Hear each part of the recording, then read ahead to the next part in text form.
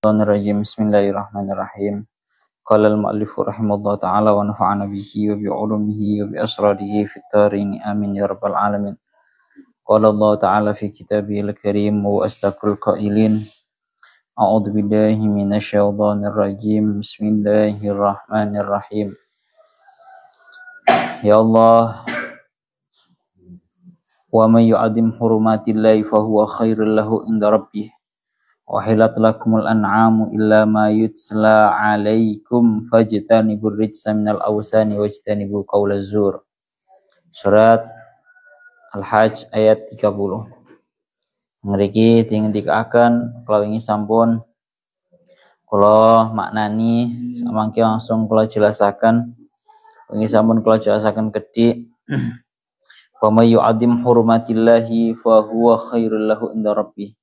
Barang siapa yang mengagungkan terhadap kehormatan-kehormatannya Allah, maka hal tersebut merupakan hal yang sangat baik baginya di sisi Tuhannya. Wa hilat lakumul an'amu illa ma yutsla alaikum. Dan dihalalkan bagi kalian semua hewan-hewan ternak kecuali hewan-hewan ternak yang sudah dibacakan atas kalian, yakni dibacakan tentang keharamannya. Fajtanibur rijsa minal awsan, maka hendaknya kalian menjauhi, maka jauhilah sebuah kotoran-kotoran, perkara-perkara yang najis berupa awsan atau berhala-berhala. Wajtanibu qaulaz zur, dan jauhilah ucapan-ucapan bohong. Pon niki sakmangke bahas, tadi dalam ayat ini ada 4 pembahasan. Pembahasan yang pertama adalah ta'dzimu hurumatillah. Wa may yu'azzim hurumatillahi fahuwa khairul lahu 'inda rabbih. Wa man yu'azzim hurumatillah hiya ma la yahillu intihaku. Barang siapa yang mengagungkan terhadap kehormatan-kehormatannya Allah. Hurumatillah dimurati gampang kehormatan-kehormatan Allah. Bisa dimurati keharaman-keharaman yang diharamkan oleh Allah. Al-hurum.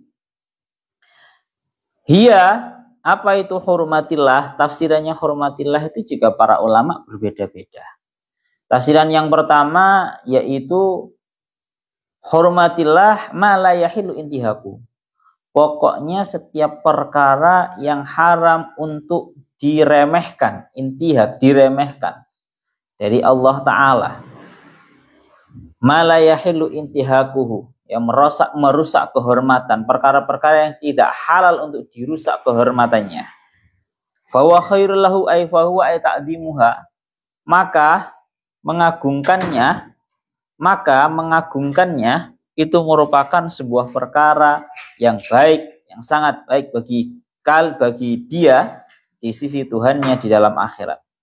Bon.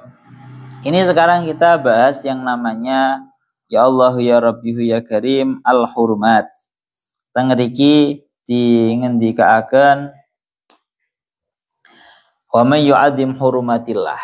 Barang siapa yang menghormati terhadap, mengagungkan terhadap kehormatan-kehormatannya Allah, maka itu sungguh merupakan hal yang sangat baik baginya di sisi Tuhannya. Apa sih itu hurumatillah? Walaupun kula murati, hurmatillah itu apa sih, Rek? Menghormat kehormatan-kehormatannya Allah itu apa sih?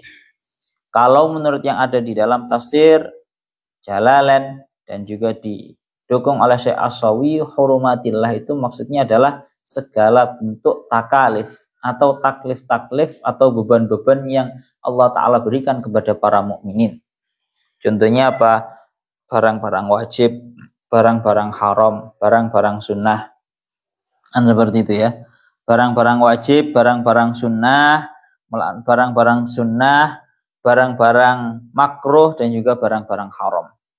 Maka arti daripada mengagungkan terhadap hurumatillah ya sesuai dengan individualnya masing-masing.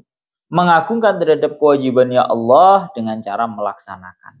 Mengagungkan terhadap kewajiban kesunahan ya, maka itu dengan cara melakukan. Mengagungkan terhadap perkara-perkara yang diharamkan Allah dan mengagungkan terhadap perkara-perkara yang dimakruhkan oleh Allah, berarti dengan cara meninggalkan. Itu maknanya yu'adzim hurumatillah, mengagungkan terhadap kehormatan-kehormatannya Allah Ta'ala. Sebenarnya masih banyak penafsiran para ulama tentang hurumatillah. Kamu tak jelas sing gampang ngono dhisik ya. Jadi kalau ada orang kok dia memiliki kewajiban sholat, dia bergegas melaksanakan, itu termasuk ta'dzimu hurumatillah. Kalau ada orang mengetahui bahwa ini perkara yang haram, dia menjauhi, berarti itu namanya ta'dzimu hurumatillah, mengagungkan terhadap kehormatannya Allah. Kehormatan Allah itu artinya bagaimana sih?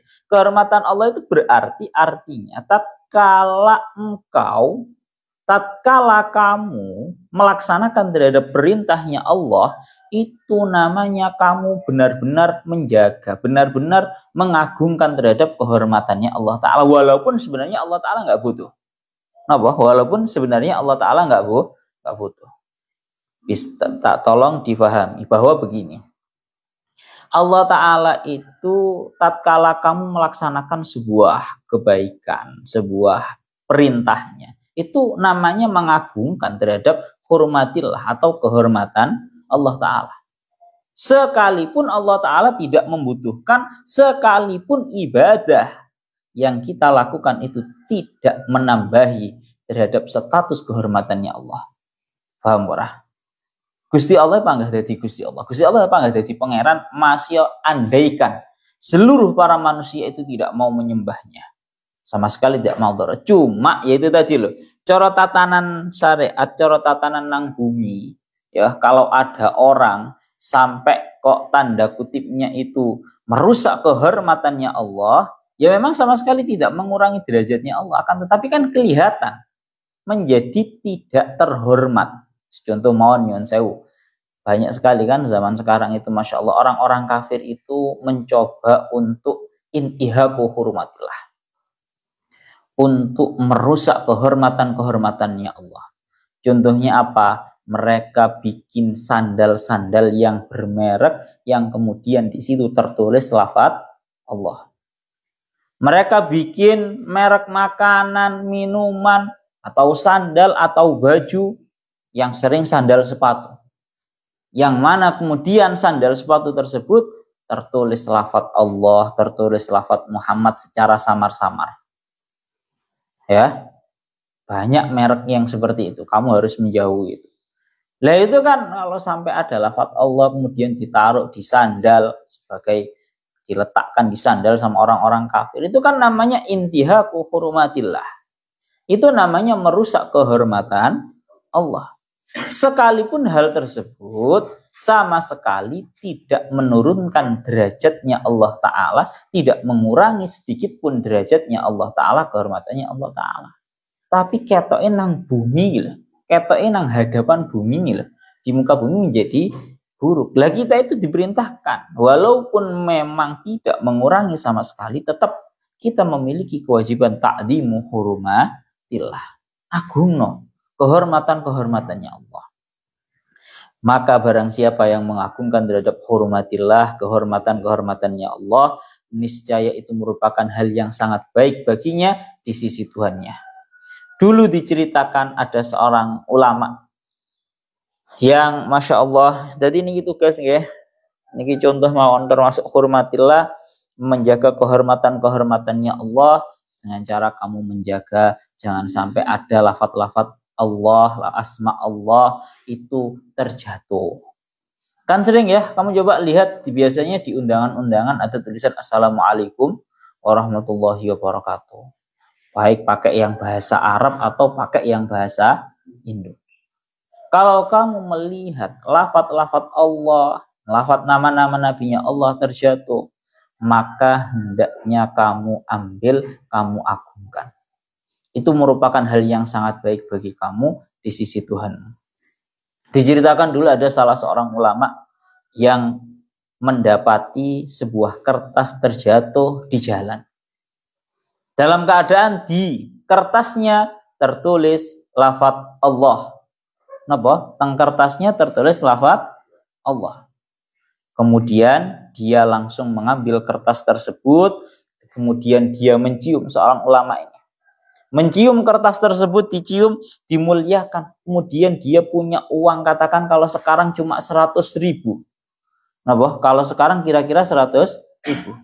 100.000 ini kemudian dia buat untuk membeli minyak wangi.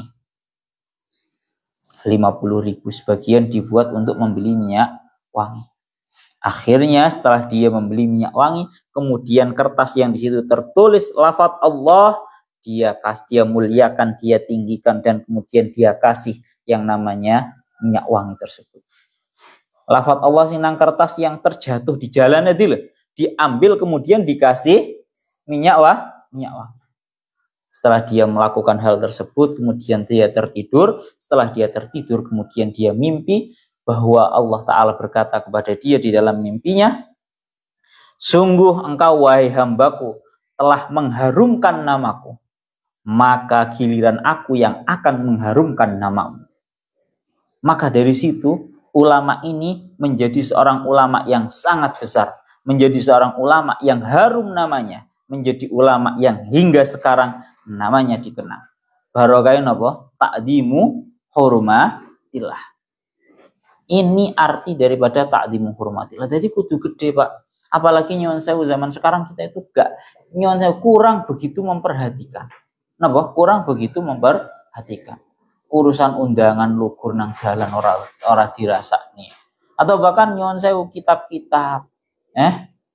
Ade aja sampai podo ambek bocah-bocah kuliahan, bocah-bocah apa iku jenenge sekolahan lek nggawa kitab, lek nggawa buku sak karepe dhewe dicengkewe ngene. Ono carane nggawa kitab.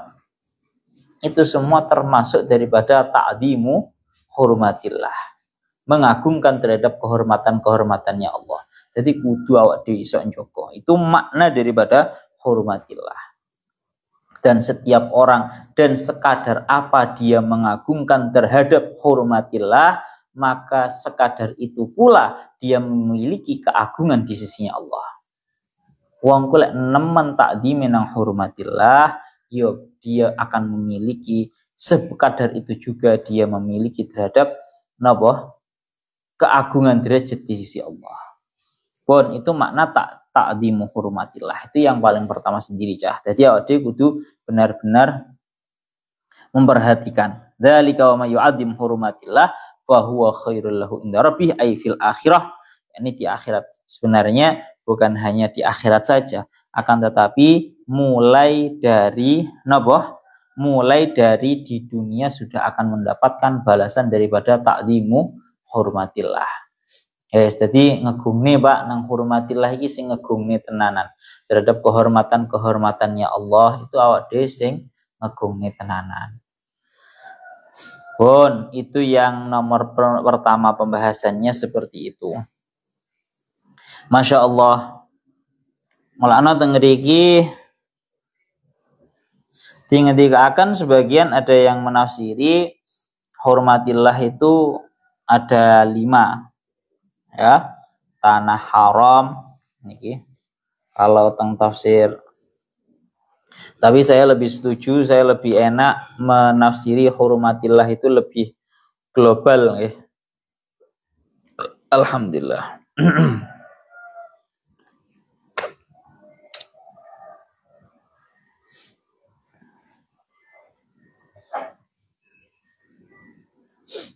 Pun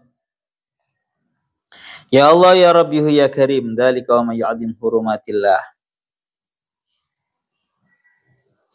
Di dalam ayat yang telah lewat ada yang mengatakan al-hurumat itu ada 5.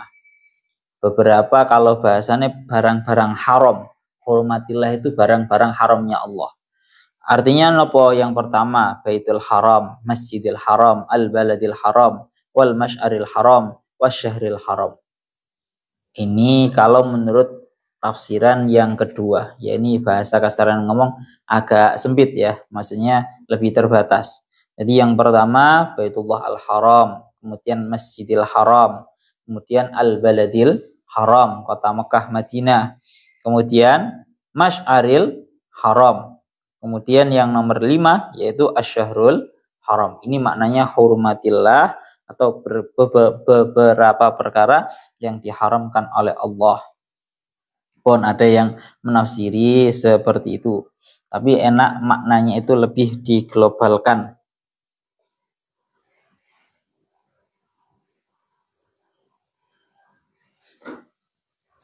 Yang ini dilanjutkan.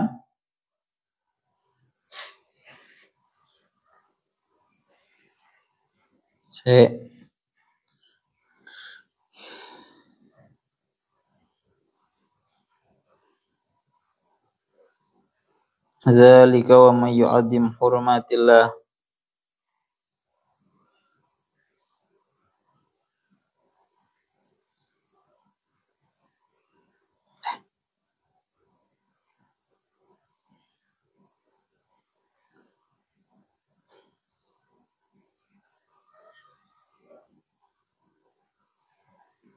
Pun teng mriki dingendikaken mulana teng salah setunggalipun hadis dingendikaken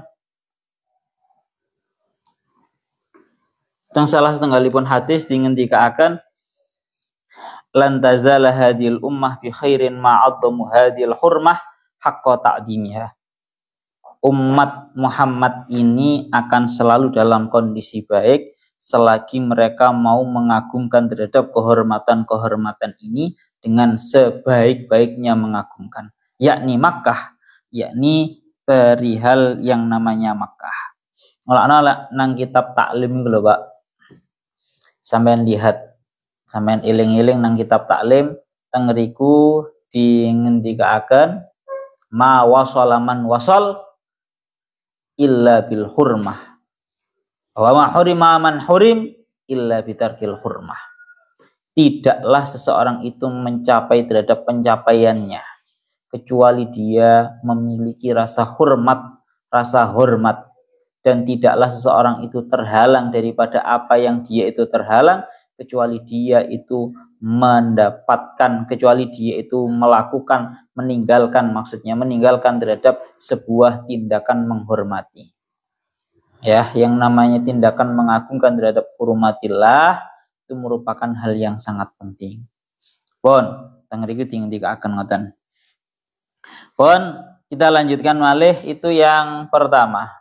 Dilanjutaken malih, Masya Allah, wa uhillat lakumul an'am ay aklan ba'da dzabhi illa ma yutla alaikum ay tahrimuhu fi hurrimat alaikumul maitatu al-ayah.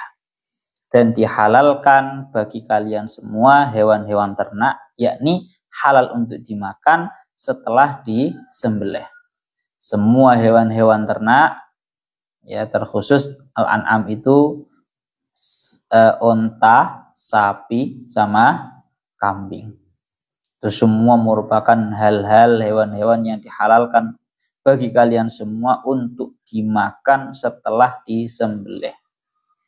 Illa ma yutla alaikum, kecuali perkara-perkara hewan-hewan yang telah dibacakan atas kalian tentang keharamannya di dalam ayat hurimat alaikumul maitatu. Maka al-ayah, maka fal istisna munqati'un, maka istisnanya kalau seperti itu merupakan istisna yang munqati'. Wa yajuzu yakuna muttasilan, boleh saja istisnanya ini merupakan istisna yang muttasil. Istisna yang muttasil seeling bora istisna muttasil am istisna munqati'? Nep apa nep istisna muttasil am istisna munqati'? Apa bilang? Eling bora? Tahu dibuka.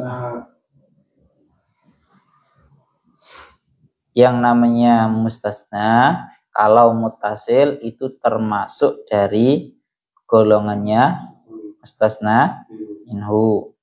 Kalau ya Allah ya Rabbihu ya Karim munqati' berarti sebaliknya. Berarti nang kene kalau dianggap munqati' itu karena illa ma yutla alaikum ini sudah beda dengan yang sebelumnya al-an'am ini. Kalau dianggap muttasil wa juz' yakuna muttasilan wa tahrim lima arada minal maut wa nahwihi. Ya, bisa nanti menjadi istisna yang muttasil dengan arti keharamannya itu karena perkara-perkara yang baru datang berupa nanti mati tanpa sembelihan, artinya kan menjadi bangkai, wa nahwi dan semisalnya. Jadi ini, jadi Allah Ta'ala itu ingin menegaskan kepada kita bahwa macam-macam hewan ternak itu halal untuk kita semua, para manusia. Guys ya, artinya begini, yang namanya unta, sapi, kambing itu halal bagi kita. Cuma sebagian pengadatan atau sebagian daerah itu punya pengadatan yang ya tanda kutipnya seolah-olah itu mengharamkan. Atau bahkan ada yang mengharamkan seperti orang-orang kafir. Orang-orang kafir pada zaman dahulu, nanti ini sebenarnya bahasanya di ayat lain. Ada namanya istilah an-natihah. Pokoknya orang-orang kafir zaman dahulu itu punya pengadatan seperti ini. Onta itu kalau sudah dipersembahkan untuk Tuhan-Tuhan berhala mereka, maka unta ini nggak boleh disentuh, nggak boleh disembelih, nggak boleh dimakan. Ada praktek zaman dahulu pada orang-orang kafir terjadi praktek seperti itu. Ada praktek orang-orang Hindu. Orang-orang Hindu, India itu apa? Hindu ya? Ngerti pura? Orang-orang India itu kan Hindu ya. Itu kan mereka memiliki pengadatan bahwa yang namanya sapi itu termasuk daripada dewa-dewa mereka. Sehingga yang namanya sapi itu sama sekali tidak boleh disembelih, tidak boleh dimakan. Yes. Dan bahkan nyuwun sewu, ini diceritakan oleh orang-orang Kudus. Ini Sunan Kudus, ini ceritanya Sunan Kudus. Kamu ben ngerti nang Jawa iku ono kejadian kaya ngono kuwi. Nang Kudus iku pada zaman dahulu sebelum para wali songo itu datang, dulunya adalah para pemeluk agama Hindu atau Buddha. Mereka itu kalau melihat sapi ya suka wong Hindu niku, kayak wong India maksudnya. Lek ndelok sapi ku ya kayak ndelok dewani. Iku ora wani karo sing jenenge sapi. Kemudian datanglah Sunan Kudus. Sunan Kudus itu datang dalam keadaan tidak serta-merta langsung sapi halal. Nyapa ndak dituhankan seperti itu. Sunan Kudus cara berdakwahnya enggak seperti itu. Malah yang ada Sunan Kudus itu tetap menghormati keyakinannya orang-orang Hindu. Napa? Menghormati keyakinannya orang-orang Hindu. Jadi Sunan Kudus menyampaikan bahwa sapi itu tetap halal. Tapi lek iso ojo nyembelih sapi nang tanah Kudus. Jadi aku mulai ngerti wong-wong Kudus konon katanya hingga sekarang nggak berani nyembelih sapi di kota Kudus. Wong Kudus lek katene beleh sapi iku metu dhisik. Bonang Rembang ngono. Pokoknya keluar dulu, beleh sapi kemudian masuk. Krono jarene ono ae kualati ku ono ae. Kualati Sunan Kudus. Jarene ngono. Tapi sekali lagi kamu jangan salah paham bahwa dalam hal ini Sunan Kudus tetap menghalalkan, hanya saja cuma menghormati keyakinannya orang yang Hindu itu tadi. Yes, ini membahas masalah wa uhillat lakumul an'amu illa ma yutla alaikum. Jadi ora kok kabeh perkara sing halal di dalam syariat kita, lantas kita kemudian beleh sapi nang ngarepe wong Hindu, ngarepe wong Buddha ngono ya ora kudu koyo ngono, Pak. Ya, kita belajar daripada Sunan Kudus caranya kita menghormati agama lain itu seperti itu. Ngoten lho. Itu yang kedua. Yang ketiga, fajtanibur rijsa minal ausan min dil bayan ayyalladhi wal ausan. Maka jauhilah kotoran-kotoran berupa berhala-berhala. Maka ini pun bolak-balik ayat Al-Qur'an itu di dalam meredaksikan seringkali dengan redaksi yang bukan kok halal haram buatan. Dalam membahasakan itu fajtanibu, maka jauhilah, maka jangan dekati. Niki pun sering bolak-balik disampaikan Ya Allah ya Rabbi ya Karim, di dalam ayat Al-Qur'an itu ada dua lafaz. Ada yang ijtanibu, bahasanya ngeten ya. Kalau dalam surat Al-Baqarah itu ada tilka hududullahi fala ta'taduha, ada yang tilka hududullahi fala taqrabuha. Ini dua hal yang berbeda. Kalau tilka hududullahi fala ta'taduha, itu merupakan batasan-batasannya Allah, fala ta'taduha. Janganlah kalian itu melewati batas. Itu di dalam perkara-perkara yang sifatnya dihalalkan. Jadi yang dalam perkara-perkara sing halal itu biasanya Allah Ta'ala meredaksikan dengan tilka hududullahi fala ta'taduha. Barang lek halal itu merupakan batasannya Allah. Kamu jangan sampai melewati batasan halal. Melewati batasan halal piye? Ono panganan halal akeh sakmono kamu melewati batasan halal hingga sampai kepada makanan haram. Itu namanya kalau di dalam perkara-perkara yang halal. Kamu jangan sampai fala ta'tadua. Jangan sampai melewati batas. Tapi kalau di dalam perkara-perkara yang diharamkan, seringkali Allah Ta'ala meredaksikan tilka hududullahi fala taqrabuha. Itu merupakan batasan-batasannya Allah, fala taqrabuha. Maka janganlah kamu mendekati. Lek barang haram itu bahasanya Allah Ta'ala la taqrabuha. Jangan kamu mendekati. Karena apa? Karena barang haram itu ada magnetnya, Pak. Barang haramnya itu ada magnet, kemudian hati kita, di dalam hati kita itu ada yang namanya hawa nafsu, dorongan kuat. Mulakno ada bahasa la taqrabuha, jangan kamu dekat. Wes contoh lain dalam ayat masalah zina. Wala taqrabuz zina. Janganlah kamu mendekati tok saja jangan. Dalam ayat lain wala taqrabu malal yatimi illa billati ahsan. Jangan kamu mendekati hartanya anak yatim kecuali dengan cara yang baik. Pokoknya yang dalam barang-barang haram itu Allah Ta'ala seringkali meredaksikan jangan kamu dekat-dekat. Karena seperti yang didhawuhkan oleh Kanjeng Nabi, man hama haulal hima yushiku ayyaqa fihi.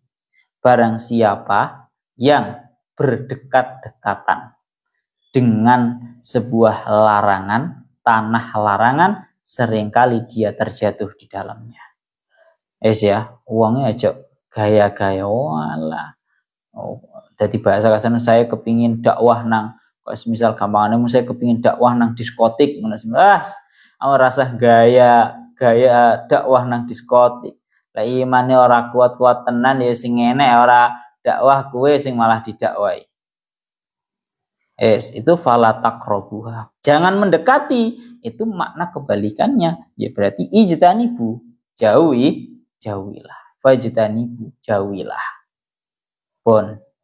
Karena itu tadi loh Pak, barang haram itu aduh ojo aja adoh abot. Dengan tiga akan kalian para ulama an-nadhar ila ahlil ma'asi yahmiluka 'alal ma'asi. Seringkali kita itu kalau melihat terhadap orang-orang yang berdosa, ahli pendosa, itu membuat diri kita juga ingin melakukan tindakan dosa. Ya bora, ndelok ono wong, katakanlah semisal pacaran atau apa itu. Iku nggarai awak dhewe koyok kepingin. Delok kae kok kowe enak uripe gayahe bebas. An-nadhar ila ahlil ma'asi yahmiluka 'alal ma'asi. Melihat terhadap para pendosa itu menyebabkan kita itu juga ingin melaksanakan dosa. Tapi tidak sebaliknya. Lek ana wong ahli sregep maca Quran, ana wong ahli sregep maca wiritan, ahli sregep ora ndadekne awake dhewe ora patek pengin to, Pak. Ya ora. Ndelok wong api awake dhewe ora patek kepingin, aku tak pengen ahli jamaah koyo ngono. Ora enek kepinginan koyo ngono kuwi. Dianggap alas biasa. Pun itu bahayanya. Mana fala taqrabu, jangan mendekati. Lana dengar ki fajtanibur rijsa minal ausan, maka jauhilah kotoran-kotoran berupa berhala-berhala. Kalau pada zaman dahulu ya memang banyak berhala kan. Kalau zaman dahulu memang ibadatul ausan, penyembahan berhala, iku qadarun ma'nawiyun. Itu merupakan kotoran yang sifatnya maknawi. Kotoran yang sifatnya maknawi. Mulanya tengeriki tinggal akan kalau kita mau memberikan makna yang lebih luas lagi. Bahwa berhala itu ada macam dua model. Yang pertama, berhala yang tanda kutipnya mengajak kepada syirkul akbar atau syirik yang besar, yaitu menyembah kepada zatnya berhala. Yang pertama. Dan yang kedua, yaitu berhala yang sifatnya menyebabkan manusia itu terjatuh di dalam syirkul asghar atau syirik yang kecil. Yaitu berupa apa? Syirik-syirik yang sifatnya banyak sekali masian di dalam kita, dalam hati kita itu berhala. Rupane nopo? Berhala itu diartikan sebagai penghambaan. Penghambaan seorang manusia kepada selainnya Allah. Kalau tanpa penyembahan itu namanya syirkul asghar. Kalau ada penyembahan itu namanya syirkul akbar. Lek anjen nyembah nang berhala tenanan itu syirkul akbar. Kalau tanpa adanya penyembahan tapi ada mengagungkan itu namanya syirkul asghar. Maka masih banyak di dalam hati kita itu berhala-berhala dengan model yang seperti itu. Dalam hati kita masih ada berhala yang namanya dunia, yang seringkali masih kita agung-agungkan di dalam hati kita. Mungkin juga di dalam hati kita masih ada berhala yang namanya harta, yang seringkali masih kita agung-agungkan di dalam hati kita. Mungkin di dalam hati kita masih ada yang namanya berhala yang berupa jabatan yang masih kita agung-agungkan di dalam hati kita. Mungkin di dalam hati kita juga masih ada berhala yang namanya syahwat yang berupa syahwat yang seringkali kita agungkan dan kita turuti. Itu namanya berhala-berhala yang sifatnya mengajak kepada kita syirkul asghar atau kesyirikan yang sifatnya itu kecil. Mulanya kemarin pembahasan masalah al-hubbu fillah yang ngerikan dikatakan wa minan nasi may yattakhidhu min dunillahi andada yuhibbunahum ka hubbillah walladzina amanu asyaddu hubban lillah. Ya. Sebagian daripada para manusia itu ada orang-orang yang menjadikan selainnya Allah Ta'ala itu sebagai kekasihnya. Tapi orang-orang yang beriman itu memiliki cinta yang sangat besar hanya kepada Allah. Pon, itu tugas kita. Jadi kalau dimaknani yang lebih spesifik bahasanya, itu ya berhala yang menyebabkan syirkul akbar sampai penyembahan. Kalau dimaknani yang lebih luas, berhala yang menyebabkan syirkul asghar. Ya, ini masih sering ya kita lakukan. Kita masih menyembah terhadap berhala jabatan, kita masih menyembah terhadap berhala harta, berhala dunia, berhala syahwat. Pun niku ngoten. Yang terakhir, wajtanibu qaulaz zur, dan jauhilah omongan-omongan berbohong. Niki yang namanya omongan-omongan berbohong. Tengeriki dingendikaken ya Allah ya Rabbi ya Karim, berbohong syahadatuz zur, qaulaz zur, tengeriki maksudnya adalah ucapan-ucapan berbohong. Ucapan berbohong ini banyak. Kalau menurut tafsirannya para ulama, qaulaz zur ini asyirku billah fi talbiyatikum au syahadatiz zur. Yakni ucapan bohong ini maksudnya adalah mensyirikkan terhadap Allah di dalam talbiyah. Krono wong zaman biyen, orang-orang kafir zaman dahulu, kalau kita kan talbiyahnya labbaik Allahumma labbaik, labbaik la syarika lak. Tapi kalau talbiyahnya orang-orang kafir zaman dahulu, itu talbiyahnya mensekutukan terhadap Allah. Rupane lafadznya talbiyahnya mereka labbaik la syarika lak illa syarikan huwa lak tamlikuhu wa ma malak. Maknane labbaika la syarika lak. Aku mengijabahi panggilanmu. La syarika lak, tidak ada sekutu bagimu. Illa syarikan huwalak. Nah ini loh. Jadi orang-orang kafir zaman dahulu itu mensekutukan Allah Ta'ala di dalam talbiyahnya. Illa syarikan huwalak, kecuali sekutu yang memang itu ada untukmu. Ya. Tamlikuhu wa ma malak, yang engkau memiliki terhadapnya dan apapun yang dia miliki. Yes. Jadi orang-orang kafir pada zaman dahulu itu memiliki yang namanya talbiyah yang sifatnya mensekutukan. Malah dengar ini dikatakan wajdanibu qaulaz zur, dan jauhilah ucapan bohong. Yaitu ucapan mensekutukan Allah di dalam talbiyah. Pohon itu yang nomor pertama tafsirnya. Ada yang mengatakan syahadatuz zur atau persaksian yang bohong. Naudzubillahi min dzalik. Zaman saiki akeh wong sing wani melaksanakan yang namanya syahadatuz zur, persaksian yang bohong. Pokoknya anggar dibayar kongkon bersaksi bohong gelem. Naudzubillahi min dzalik.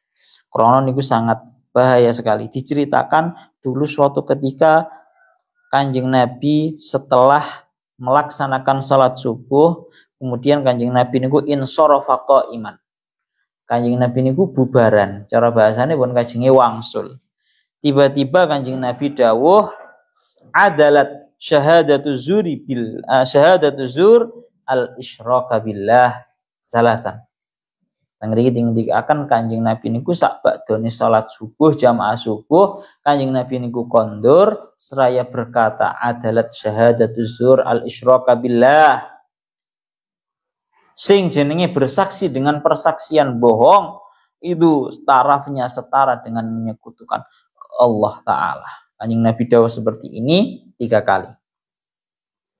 Karena memang disandingkan fajtanibu rijsa minal ausan wajtanibu qaulaz zur. Pun lanjut. Hunafa alillahi ghaira musyrikin wa may yusyrik billahi faka'annama kharra minas sama'i fatakhtafu at-tayru aw tahwi birrihu fi makanin sahiq. Surat Al-Hajj ayat 31. Ngerti dikatakan hunafa alillah, jauhilah, ini menjadi hal daripada wau Ngerti kita murati hunafa alillah, dalam keadaan kalian semua mengikhlaskan, memurnikan hanya kepada Allah. Ghaira musyrikin bih, dalam keadaan tidak menyekutukan terhadap Allah. Wa may yusyrik billah, barang siapa yang menyekutukan terhadap Allah, faka'annama kharra minas sama, maka seolah-olah dia terjatuh daripada langit. Fatahtafuhut tayru, kemudian dia disergap oleh burung. Wa autahwi bihirrihu, atau autahwi bihirrihu fi makan sahik, atau dia diombang-ambingkan oleh angin ke tempat yang sangat jauh. Pun ngeriki kita lanjutkan murate hunafa alillah ay muslimina adilina an kulli dinin siwa dini, dalam keadaan kalian semua ini kan menjadi hal daripada wajtanibu qaulaz zur. Hendaknya kalian semua itu menjauh wajtanibu rijsa minal ausan wajtanibu qaulaz zur. Hendaknya kalian semua menjauhi kotoran-kotoran dari penyembahan berhala dan menjauh-jauhilah ucapan-ucapan bohong. Hunafa alillah, dalam keadaan kalian semua itu memurnikan hanya kepada Allah. Hanya dalam keadaan memurnikan hanya kepada Allah. Ay muslimin, dalam keadaan kalian semua itu Islam. Ay adilin, kalian itu beralih dari segala agama selain agamanya Allah. Ghairu musyrikin bih, dalam keadaan tidak menyekutukan. Hunafa sama ghairu musyrikin, musyrikin ghairu musyrikin, ghairu musyrikin ini ta'kidun lima qablahu. Mengokohkan ini maknanya hunafa itu kan tadi sudah saya murati, hanya memurnikan hanya kepada Allah. Berarti ghairu musyrikin ini untuk menegaskan saja dalam keadaan tidak mensyirikkan. Memurnikan itu ya berarti tidak mensekutukan. Dilanjutkan, tengeriku didawakan wahuma halani minal wawi. Itu merupakan dua hal daripada wawu. Karena nopo wa may yusyrik billahi, barang siapa yang menyekutukan terhadap Allah, faka'annama kharra minas sama'i fatahtafuhu at-tayr. Barang siapa yang menyekutukan terhadap Allah, maka seolah-olah dia itu terjatuh daripada langit, lalu kemudian dia disergap oleh burung. Au tahwi bihir rih, atau dia diombang-ambingkan, dibuang oleh angin fi makanin sahik, di tempat yang sangat jauh.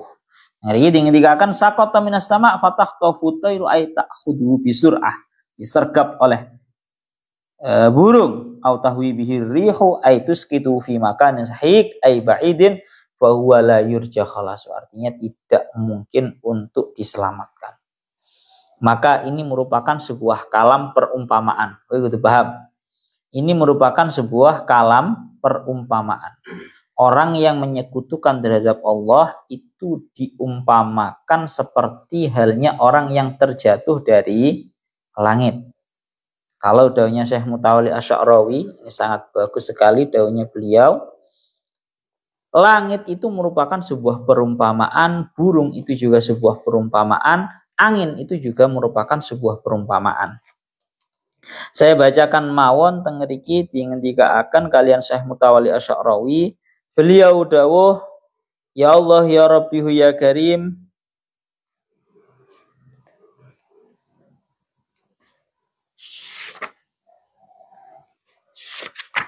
tengeriki dawuhnya beliau, ya, kamu kudu paham dhisik.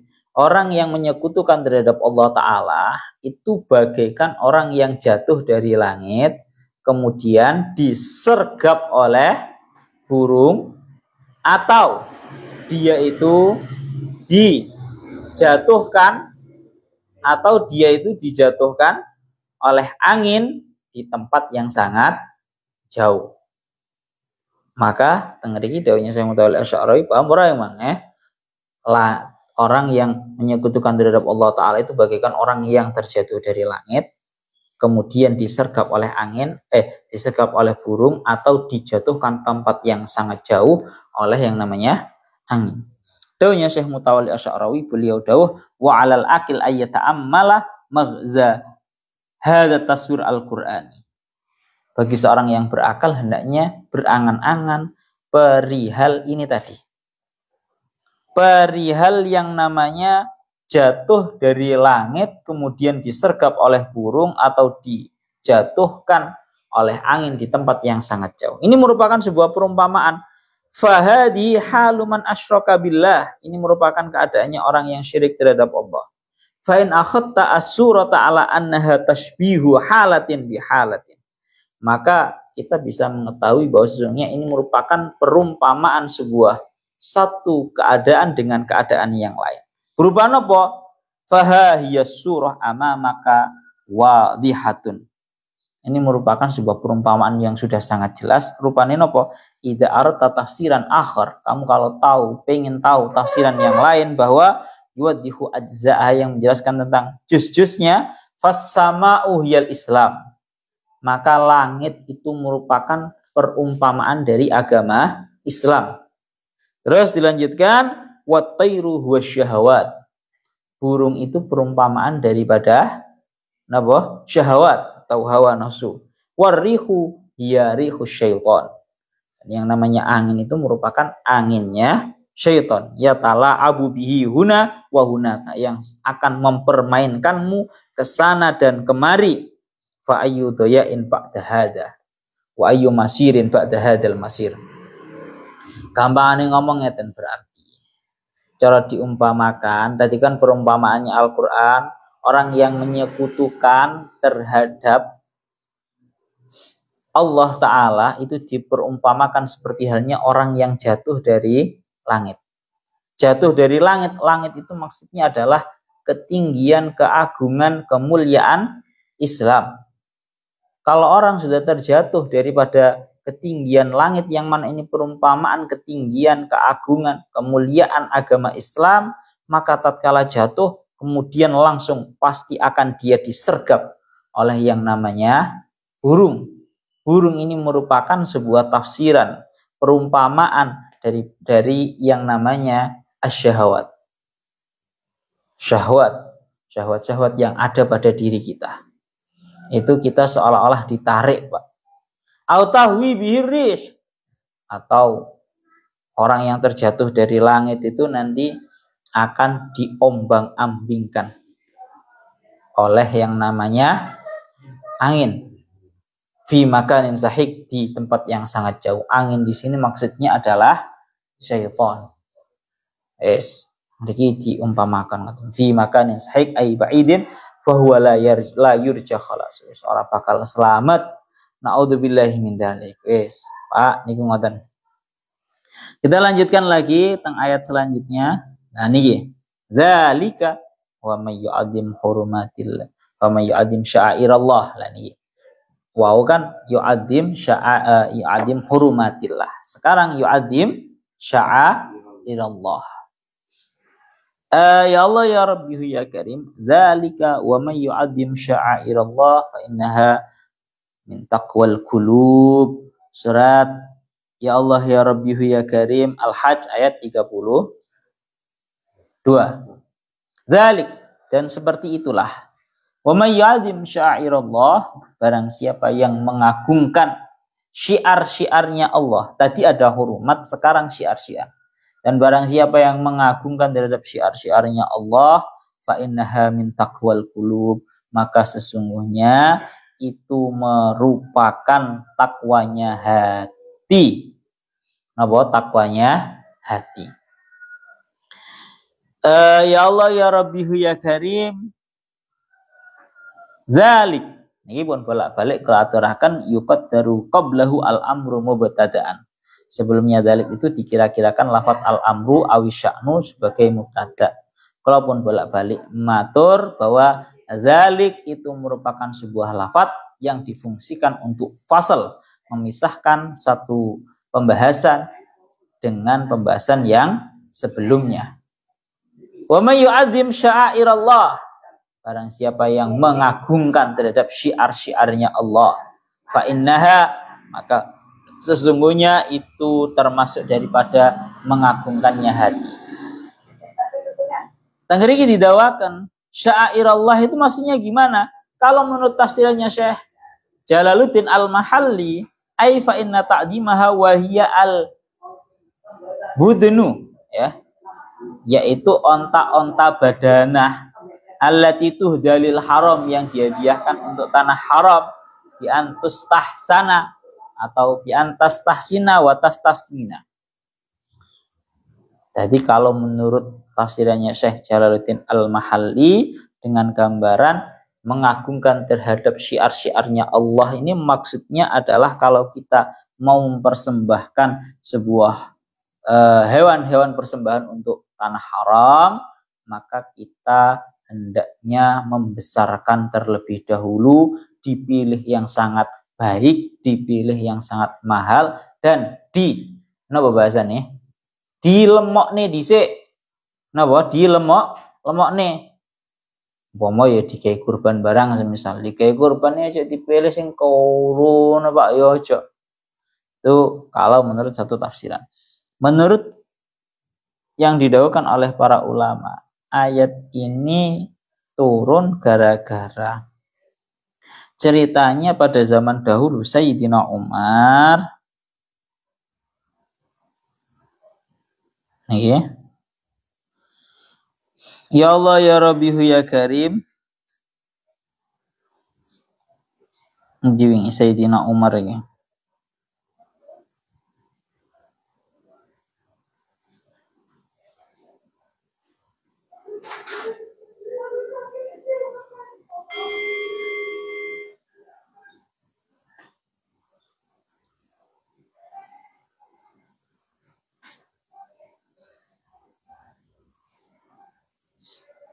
Nih, kalau di dalam tafsirnya Syekh Jalaluddin, kalau dalam tafsirnya Imam Fakhruddin Ar-Razi, Beliau dawuh, ayat ini turun gara-gara diceritakan pada zaman dahulu. Sayyidina Umar itu ingin mempersembahkan sebuah hewan untuk tanah haram dalam keadaan hewannya itu merupakan hewan yang sangat mahal sekali. Coba saya bacakan dulu. Hilang toh, dibuka mana?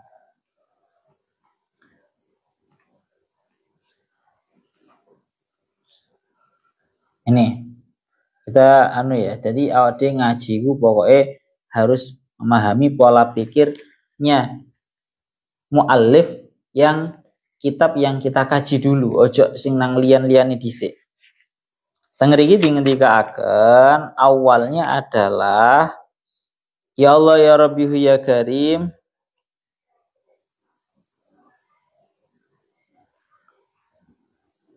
Nih lah. Menurut satu pendapat nih, waruya an Ibnu Umar radhiyallahu anhu an abihi annahu ahda najibatan tulibat minhu bi salasi mi'ati dinarin. Diceritakan pada zaman dahulu, Sayyidina Umar itu menghadiahkan hewan yang sangat mulia, ya, yang sangat mahal, yang mana hewan ini, onta ini sudah ditawar dari Sayyidina Umar dengan harga 300 dinar. Piro Pak 300 dinar? Kalau satu dinarnya bolak-balik kita bahas 4,25. Berarti kalau dikalikan 300 dikalikan 100 di wis, berarti kalau dikali 100 4,25 satu dinar. Kalau kali 100 berarti 425 gram. Kalau kali 3 berarti 1275. 1275 gram. Kuwi lek digawe sak grame sak jutaan ngono lah, aja 2 juta. Lek saya kan 2 juta to Pak emas iki. Kuwi lek emas digawe sak jutaan regane. Wis pirang miliar, Pak? 1,275 miliar. 1 miliar 275 juta. Bayang nih, Sayyidina Umar itu karena saking mengagungkannya terhadap syairillah sampai menghadiahkan sebuah unta yang telah ditawar dari Sayyidina Umar dengan harga 300 dinar atau setara dengan emas 1275 gram. Wah, lek cara awakmu ngono ya mending apa, Pak? Mending didol ae cara awakmu Tapi nopo? Kenyataannya tetap Sayyidina Umar akhirnya bertanya kepada Kanjeng Nabi, fasa'ala Rasulullah ayyabi'aha wa yashtari bisamaniha badanan fanahahu an dzalik. Akhirnya Sayyidina Umar iki bahasa kasarane ngomong, Pak ya. Rada iki lho Pak bahasane. Rada kepingin. Akhirnya tanglet dumateng Kanjeng Nabi. Kanjeng Nabi, kula niki sampun menghadiahkan sebuah hewan ini untuk tanah haram. Tapi kok mari dinyang 300 dinar setara dengan 1275 gram emas. Ya napa umpama niki kula dol kula jul nih, ya ta. Terus marang ngoten kula ganti sing liyane ngoten kira-kira ya napa Kanjeng Nabi. Sayyidina Umar tanglet nang Kanjeng Nabi kados ngoten. Jawabane Kanjeng Nabi, "Loh ya apa sih fanahu andalik wa qala bal ahdiya." Ngawut ae kadung wis tetap hadiah ojo owah. Ya, wa ahda Rasulullah mi'ata badanatin fiha jamalun li Abi Jahlin fi unfihi barratun min dahabin. Bahkan Rasulullah pun juga pernah menghadiahkan, memberikan hewan persembahan untuk tanah haram 100 unta badanah yang di dalamnya ada unta miliknya Abu Jahal yang di hidungnya itu terdapat apa Pak? Sing nang irung iki jenenge apa? Apa? Wong-wonge Jawa ra Jawane lho. Sing biasa dipasang nang irung lho apa? Mosok ono jenenge dadung to. Oh, dadung iki sing dipasang nang anu iki. Ngono kuwi lah pokoknya yang di hidungnya itu terbuat dari emas.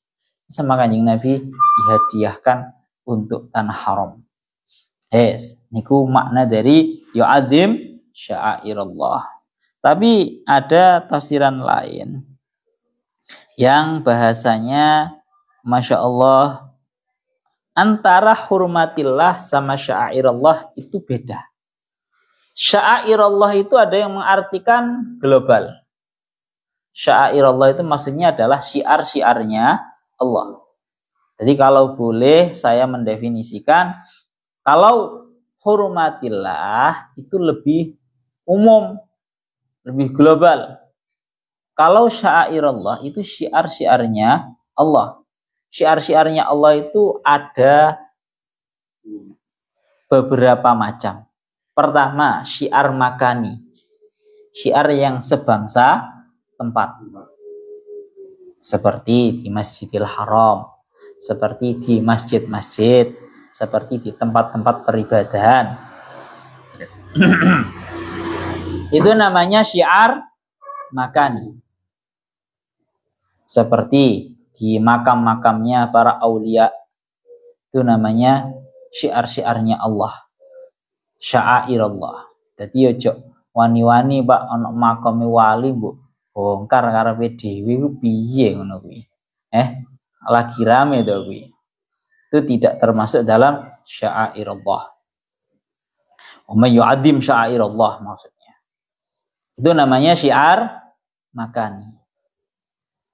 Ya kalau dicontohkan lagi juga tempat-tempat yang dimuliakan oleh Allah Ta'ala seperti Baladil Haram, ya tanah haram, Mekah, Madinah, itu semuanya adalah syiar makani. Maka kita memiliki kewajiban yu'adzim, yaitu mengagumkan. Kalau kita sudah berada di sya'airallah yang sifatnya makani, tempat kita harus mengagumkan. Nang masjid aja sampai aneh-aneh. Nang Masjidil Haram aja sampai aneh-aneh. Nang makame aulia Allah ya sampai aneh-aneh. Itu namanya mengagungkan. Ya, mengagungkan terhadap sya'airallah. Syiar-syiarnya Allah yang bersifat makani. Juga ada yang namanya sya'airallah yang bersifat zamani atau bersifat waktu, seperti bulan Ramadan, seperti Ashhurul Hurum, bulan-bulan yang haram, kemudian seperti di ya Allah waktu sahur. Itu semua namanya syiar-syiarnya Allah yang bersifat zamani. Bagaimana caranya kita bisa mengagungkan terhadap sya'airallah baik makani atau zamani? Atau kalau diglobalkan lagi juga sama. Semua hal-hal yang sifatnya itu merupakan syiar-syiarnya Allah, maka itu harus kita agungkan. Jadi beda ya. Kalau hurmatillah itu sekalipun bukan makani, sekalipun bukan tempat, itu termasuk daripada hurmatillah. Kalau sya'airallah itu syiar-syiar yang tampak. Syiar-syiar yang tampak. Niku ngoten, wa may yu'adzim sya'airallah fa innaha min taqwal qulub. Maka sesungguhnya itu merupakan takwanya hati. Takwanya hati. Niki pun bolak-balik diaturaken kalian Syekh Mutawalli Asy'arawi, beliau dawuh ada takwa itu ada dua. Ada takwal jawarih, ada takwal qulub. Kalau takwal jawarih semua orang bisa melakukan. Ya. Kalau takwal jawarih itu artinya takwanya badan kita. mungkin banyak orang itu tanda kutipnya badannya itu bisa benar-benar melakukan takwa. Tapi kalau urusan takwanya hati itu sulit. Contoh mawon nyuwun sewu koyo awak dhewe iki ya, selaku santri ngono ya. Kadang iso nang ngarepe gurune awak dhewe ku koyok-koyok ngegungno nang gurune. Secara perilaku munduk-munduk, secara perilaku munduk-munduk, koyok-koyok ngegungni. Itu namanya takwal jawari. Anggota badannya saja yang seolah-olah mengagungkan, seolah-olah bertakwa. Itu mudah. Semua santri bisa melakukan seperti itu. Tapi yang paling sulit adalah takwal qulub. Takwanya hati. Nang gurune bukan hanya bentuk badannya saja yang mengagungkan munduk-munduk, tapi ancan atine ku ngerasa bahwa iki bener-bener guruku. Iki memang bener-bener guruku sing kudu awak dhewe takzimi. Itu yang lebih sulit. Napa? Itu yang lebih sulit. Takwal qulub itu yang sangat sulit. Ya samalah. Cara bahasa kasarane ngomong ya Allah ya Rabbi ya Karim, mengagungkan terhadap syiar-syiarnya Allah. Semisal kita contohkan di syiar yang makani, mungkin banyak dari kita yang bisa di dalam masjid gitu ya, semisal tidak melaksanakan perkara-perkara yang haram, bisa menghormati terhadap yang namanya masjid dengan takwal jawarih. Bener nang masjid anteng, orang lakoni lapo-lapo, tidak mengotori masjid. Akan tetapi mungkin masih banyak daripada kita yang tidak bisa melaksanakan yang namanya takwal qulub. Atine sik nang dindi. Wis padha wis. Contoh salat lho Pak, salat. Takwal jawarih kita bisa. Takwal jawarih, salat awak dhewe. Jawarih kita dalam keadaan sholat. Ora tidak gerak-gerak. Benar-benar melaksanakan sholat. Ini takwal jawarih. Tapi napa sing berat? Takwal qulub. Mensolatkan hati kita. Hati kita itu ikut sholat. Itu sing lebih berat. Allah tengriki tingdikaken wa may yu'azzim sya'airallah, barang siapa yang mengagungkan terhadap syiar-syiarnya Allah, fa innaha min taqwal qulub, maka sungguh hal itu merupakan tergolong daripada takwanya hati. Lewes hati yang bisa takwa, otomatis jawarih juga bisa takwa. Tapi kalau jawarih yang takwa, belum tentu kita bisa takwa hatinya. Maka yang paling sulit adalah mentakwakan, menjadikan tunduk hati kita ini sebelum menundukkan terhadap jawarih. Itu seperti itu. Lakum fiha manafi ila ajalin musamma summa mahilluha ilal baitil atiq. Surat Al-Hajj ayat 33. Ilahuna wallahu a'lam bissawab.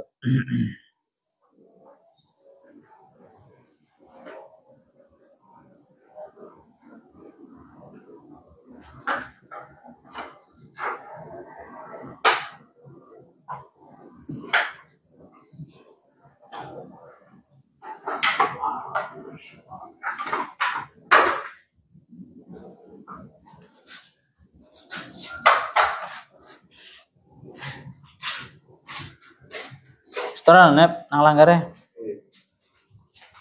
Salatu dhewe setorane nang kene. Ngaji Quran.